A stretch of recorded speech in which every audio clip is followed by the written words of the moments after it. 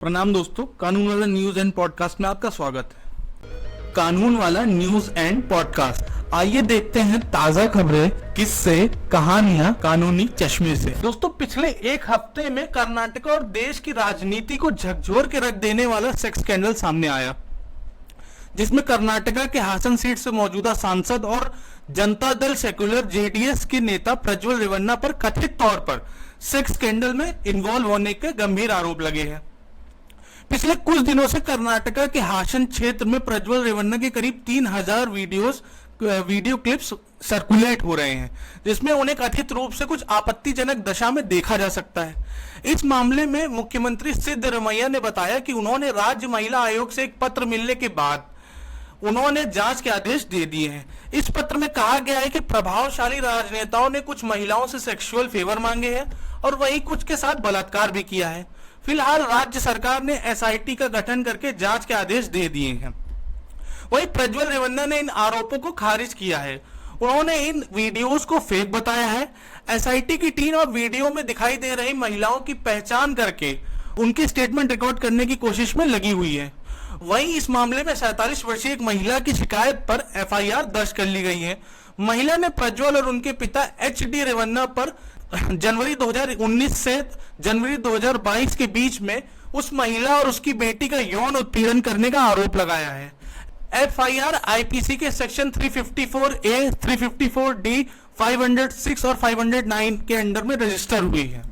यानी यौन उत्पीड़न, स्टॉकिंग, आपराधिक धमकी देना और महिला की गरिमा को ठेस पहुंचाने के तहत मामला दर्ज किया गया है। इन सारी धाराओं में 2 से 3 साल तक की सजा का प्रावधान है और फाइन भी देना होगा। पक्ष और विपक्ष दोनों ही इस मामले पर अपने बयान दे रहे हैं और प्रज्वल रेवन्ना के खिलाफ कानूनी कार्रवाई करने की मांग हो रही है। दोस्तों, 33 वर्षीय प्रज्वल रेवन्ना पूर्व प्रधानमंत्री और जेडीएस के संरक्षक एचडी देवगौड़ा के बड़े बेटे एचडी रेवन्ना के पुत्र हैं, यानी एचडी देवगौड़ा के पोते हैं। कर्नाटका के पूर्व मुख्यमंत्री एचडी कुमारस्वामी के भतीजे भी हैं।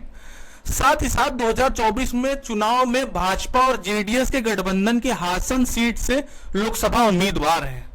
पारिवारिक और राजनीतिक रसूख इतना है कि प्रधानमंत्री मोदी खुद प्रज्वल रेवन्ना के लिए वोट मांगने आए थे। पूर्व मुख्यमंत्री एचडी कुमारस्वामी ने इस विवाद से खुद को अलग कर चुके हैं। उनका कहना है कि मैं हूं या एचडी देवगौड़ा जी हूं, हमने हमेशा महिलाओं का सम्मान किया है। जब भी वो शिकायत लेकर आई है, हमने समस्याओं के समाधान करने की कोशिश की है। दोस्तों, आरोप बहुत ही गंभीर है।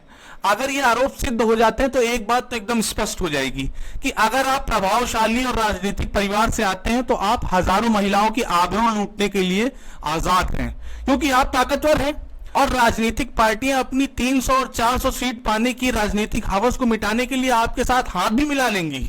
फिलहाल दोस्तों, बीते 26 अप्रैल को दूसरे चरण में हासन लोकसभा में वोटिंग के बाद अगले ही दिन 27 अप्रैल को दोपहर करीब 2:10 पर प्रज्वल रेवन्ना बेंगलुरु से जर्मनी की फ्लाइट पकड़कर देश छोड़कर चला जाता है। यह भाग जाता है। इसका पता तो खुद प्रज्वल रेवन्ना को ही होगा। अब हम अगर इस मामले की हिस्ट्री की बात करें तो इसकी शुरुआत हुई थी 1 जून 2023 को। रेवन्ना बेंगलुरु सिविल कोर्ट में 86 मीडिया आउटलेट के खिलाफ और 3 निजी व्यक्तियों के खिलाफ मुकदमा दायर करते हैं। इन 3 निजी व्यक्तियों में से प्रज्वल का एक पूर्व ड्राइवर यानी एक्स ड्राइवर भी है। ठीक है, इसकी बात हम लोग बाद में करेंगे। तो कोर्ट ने रेवन्ना के दावे पर सहमति जताई। अगले ही दिन उन्हें एक गैग ऑर्डर मिल गया। गैग ऑर्डर में यह दलील साफ तौर पर सुनाई दे रही थी कि रेवन्ना यह भी कह रहे थे कि लोग उनके खिलाफ वीडियो और तस्वीरें प्रकाशित कर सकते हैं और कोशिश भी कर रहे हैं। तो उसको रोकने के लिए उन्होंने कोर्ट से किसी भी मीडिया को इस बारे में कुछ भी प्रकाशित करने पर प्रतिबंध लगाने के लिए गैग ऑर्डर जारी करने के लिए कहा। अब हम लोग आगे बढ़े, इससे पहले जरा समझ लेते हैं कि ड्राइवर के खिलाफ गैग ऑर्डर का क्या एंगल है। यह एंगल इंपॉर्टेंट है क्योंकि इस ड्राइवर ने उनके साथ 7 साल तक काम किया था। उसने उनके पास 2023 में अपनी नौकरी छोड़ दी, लेकिन इस ड्राइवर के पास प्रज्वल रेवन्ना के सारे फोन और इलेक्ट्रॉनिक उपकरणों के एक्सेस थी।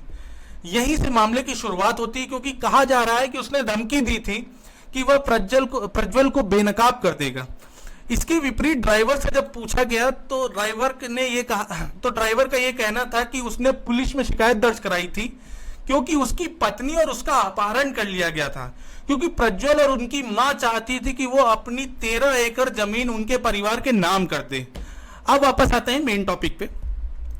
जनवरी 2024 में बीजेपी के नेता जी देवराज गौड़ा, जी हाँ वही बीजेपी जिसके साथ अभी फिलहाल इन्होंने गठबंधन कर रखा है जनता दल सेकुलर ने, कर्नाटका हाईकोर्ट पहुंचते हैं।